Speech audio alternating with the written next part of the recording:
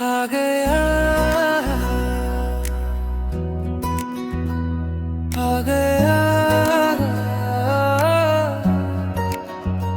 मेहनत का वो दिन आ गया, रातों की ठक ठक धड़कन में सुबह सा सुकून छा गया। किताबों की सिलवट सी आंखें अब हंसती। आप साइंस के स्टूडेंट हैं या सोशल साइंस के स्टूडेंट हैं, दोनों के लिए बहुत बड़ी खुशखबरी है, बहुत बड़ी खुशखबरी। क्या खुशखबरी है मैं आपको बता रहा हूँ, सुनते जाइए। जो साइंस के स्टूडेंट हैं वो एनटीए के द्वारा सीएसआईआर नेट का एग्जामिनेशन दिसंबर में दिया था, उनका तो रिजल्ट आ चुका है, ठीक है। लेकिन अभी वीजीसी नेट का रिजल्ट का इंतजार हो रहा है।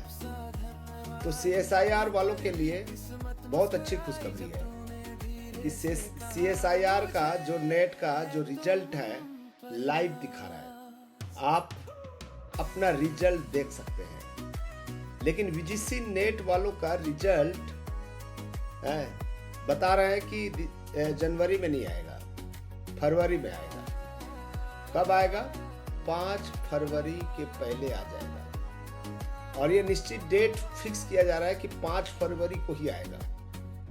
तो सीएसआईआर वाले जो बच्चे होते हैं, जो साइंस स्ट्रीम के बच्चे हैं, physics, chemistry, biology, zoology, botany, maths, ठीक है, ये जो स्टूडेंट्स होते हैं वो सीएसआईआर नेट देते हैं। उनका भी एग्जामिनेशन शायद 18 दिसंबर को आयोजित था। 18 दिसंबर मतलब कितना दिन लग गया भाई? 18 दिसंबर 13 दिन, 12-13 दिन लग गया। यानी कि कल रात को 30 जनवरी 2026 को ये रिजल्ट घोषित किया गया है।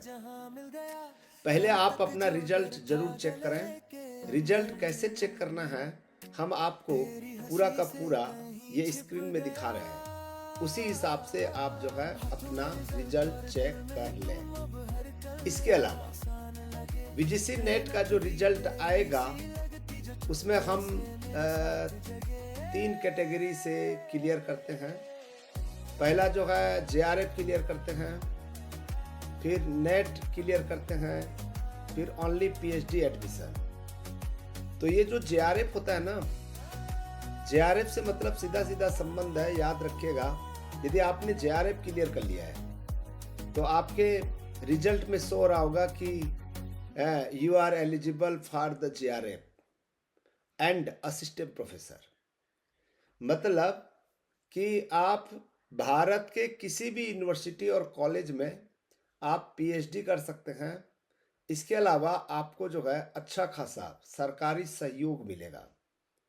ऐसा कहा जाता है कि पर मंथ जो है 42 से 45 हजार मिलता है, ठीक है। जूनियर रिसर्च फेलोशिप कहते हैं। और जो जेआरएफ क्लियर किया रहता है उस बच्चों को जो है, उस स्टूडेंट को जो है अलग नजरिया से देखा जाता है, अलग नजरिया से। यानी कि हम आप जो है उनको एक इंटेलिजेंट, इंटेलेक्चुअल उस सब्जेक्ट का वो स्टूडेंट्स कहा जाता है। यानी कि असिस्टेंट प्रोफेसर के भर्ती में भी जेआरएफ क्लियर स्टूडेंट को जो है थोड़ा सा अच्छा माना जाता है, अच्छा माना जाता है भाई, याद रखिएगा। तो जेआरएफ क्लियर कर लेंगे तो 2 फायदा होगा। एक तो आप पीएचडी करेंगे तो आपको फेलोशिप यानी कि सहयोग राशि मिलेगा, बहुत अच्छा खासा, 5 साल में 30 लाख रुपया मिलेगा, ठीक है। दूसरी बात, असिस्टेंट प्रोफेसर के लिए आप अप्लाई कर सकेंगे, और जब आप असिस्टेंट प्रोफेसर के लिए अप्लाई करेंगे तो आपको प्राथमिकता दिया जाएगा। दूसरी बात, जब नेट क्लियर करते हैं, नेट याद रखिएगा, नेट क्लियर करेंगे तो आपको फेलोशिप नहीं मिलेगा, केवल असिस्टेंट प्रोफेसर के लिए एलिजिबल हो जाएंगे। जैसे मैं लॉ में प्रोफेसर हूं तो मैं लॉ में नेट क्लियर किया था ओनली, ठीक है, और फिर मैं असिस्टेंट प्रोफेसर बना और फिर यूनिवर्सिटी में पीएचडी किया और फिर जो है मैं जो है मुझे प्रमोशन मिला, ठीक है। तीसरा है PhD only, only PhD admission.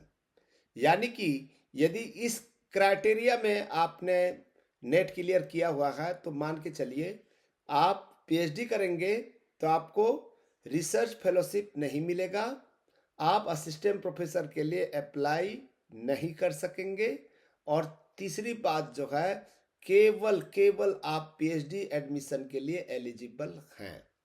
और इसका क्या फ़ायदा है? इसका फ़ायदा ये है कि आपको एंट्रेंस एग्ज़ाम देने की ज़रूरत शायद नहीं है। ठीक है।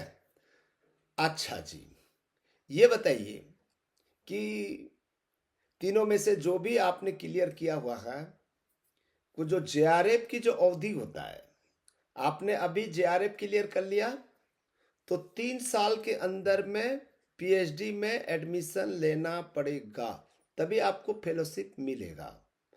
नेट क्लियर किए हुए हैं तो इसकी कोई समयावधि नहीं है। असिस्टेंट प्रोफेसर बनने के लिए भी है कोई समयावधि नहीं है, लाइफ टाइम के लिए होता है। ये जो जेआरएफ स्टूडेंट है असिस्टेंट प्रोफेसर के लिए लाइफ टाइम अप्लाई कर सकते हैं, लेकिन फेलोशिप प्राप्त करने के लिए आपको जो है 3 साल के अंदर में पीएचडी में एडमिशन लेना जरूरी होता है। और ओनली पीएचडी एडमिशन, उसके लिए 1 साल का अवधि है। 1 साल के अंदर में आपको पीएचडी में एडमिशन लेना पड़ेगा, अन्यथा स्थिति में आपका सर्टिफिकेट हो जाएगा बेकार। ठीक है। अब असिस्टेंट प्रोफेसर बन जाते हैं या बहुत तकलीफ होता है। देखिए दोस्तों, मैं अपने लॉ सब्जेक्ट में बोल रहा हूँ, जिन्होंने भी जेआरएफ नेट किया हुआ है आज तक कोई भी बेरोजगार नहीं है। बेरोजगार तो नहीं है। साइंस स्ट्रीम में भी बेरोजगार नहीं रहना पड़ता। जैसे मान लीजिए मैथ्स में आपने जो है CSIR नेट क्लियर किया हुआ है, या जूलॉजी बॉटनी में है, बायो साइंस का सब्जेक्ट है, उसमें यदि क्लियर किए हुए हैं तो आपको गवर्नमेंट कॉलेज में, प्राइवेट यूनिवर्सिटी में आपको गेस्ट फैकल्टी की नौकरी मिल सकती है। गेस्ट फैकल्टी की नौकरी तो मिल ही जाएगी। अब नेट क्लियर किए गेस्ट फैकल्टी के लिए, अरे भाई आजकल गेस्ट फैकल्टी को भी लगभग 40 से 50 हज़ार रुपया मिलता है। वो भी आपको जो है 2 पीरियड 3 पीरियड पढ़ाना है, 3 घंटा आपको पढ़ाना है, और 3 घंटा का जो वेतन है गेस्ट फैकल्टी का लगभग 50 हज़ार है। सेंट्रल यूनिवर्सिटी में 50 हज़ार दिया जाता है, स्टेट यूनिवर्सिटी में भी 40-45 हज़ार रुपया दिया जाता है। ठीक है। आप 40-45 हज़ार रुपया प्राप्त करने के लिए कोई बिजनेस करेंगे तो आपको 1-2 करोड़ रुपया लगाना पड़ेगा, दिन रात बैठना पड़ेगा, स्ट्रेटजी करना पड़ेगा। इसमें कुछ नहीं, जाइए पढ़िए, क्लास लीजिए, आपका काम खत्म। ठीक है। और साथ ही साथ आपका नॉलेज भी बढ़ेगा, सम्मान भी मिलेगा। ठीक है। और गेस्ट फैकल्टी को ऐसा नहीं है कि उसका सम्मान नहीं है, उतना ही सम्मान है, क्योंकि एक रेगुलर फैकल्टी और गेस्ट फैकल्टी दोनों चाक पकड़ते हैं, दोनों वही सब्जेक्ट पढ़ाते हैं।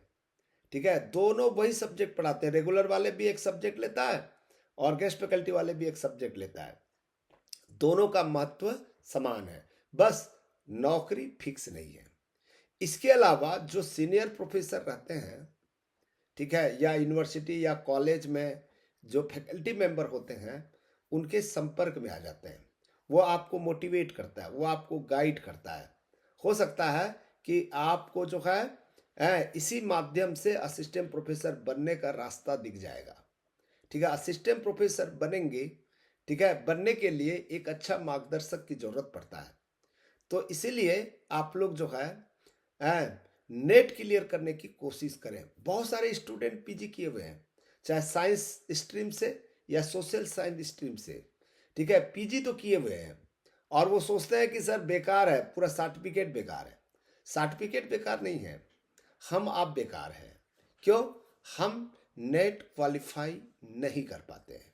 और जो बच्चे नेट क्वालिफाई कर चुका है वो भी कहता है सर मैं तो बहुत साल से नेट और जेआरएफ दोनों क्लियर किया हुआ है, लेकिन बेरोजगार घूम रहा हूँ। आपने प्रयास नहीं किया। याद रखिएगा, खाना तो बना लिया, लेकिन खाना को खाना पड़ेगा, मुंह तक लाना पड़ेगा। जब तक मुंह में लाएंगे नहीं, खाना पेट के अंदर जाएगा नहीं। केवल खाना बना लेने मात्र से आप कहेंगे खाना बन गया और मेरा भूख मिट गया, ऐसा नहीं है। आपको खाना पड़ेगा, आपको प्रयास करना पड़ेगा, ठीक है। तो इसलिए आप नेट जेआरएफ क्लियर करने के बाद एक ही चीज़ें हमेशा ध्यान रखिएगा, आप एक बेहतरीन सीवी बनाइए, आपका एपीआई स्कोर को मजबूत कीजिए, ठीक है। देखिएगा जब आपका एपीआई स्कोर बहुत अच्छा होगा, जहाँ पर भी आप अप्लाई करेंगे, ऐसे स्टूडेंट को यूनिवर्सिटी कॉलेज ढूंढ रही है। एक एक रिसर्च माइंड रखना है, रिसर्च माइंड, रिसर्चर बनना है आपको, ठीक है। जब आप रिसर्चर बन जाएंगे तो आपको नौकरी की ज़रूरत नहीं पड़ेगा, अपने आप नौकरी मिलेगा। हम घर बैठ के केवल डिग्री को अपने बॉक्स में रखेंगे तो याद रखिएगा, इससे आपकी उन्नति नहीं होने वाला। सर्टिफिकेट से उन्नति नहीं होता। हमारी प्रयास, हमारी मेहनत, हमारी जो कोशिश है, वही आपको यूनिवर्सिटी और कॉलेज में प्रोफेसर बनाएगा, एक रिसर्चर बनाएगा। तो इसलिए दोस्तों, आप लोग जो है ज़्यादा चिंतित मत होइए, अभी CSIR के रिजल्ट को देखिए। Thank you, thank you, thank you. यदि ये वीडियो अच्छा लगा हो तो ज़रूर सब्सक्राइब कर दीजिएगा। मैं आपको हमेशा ऐसे गाइडलाइन करते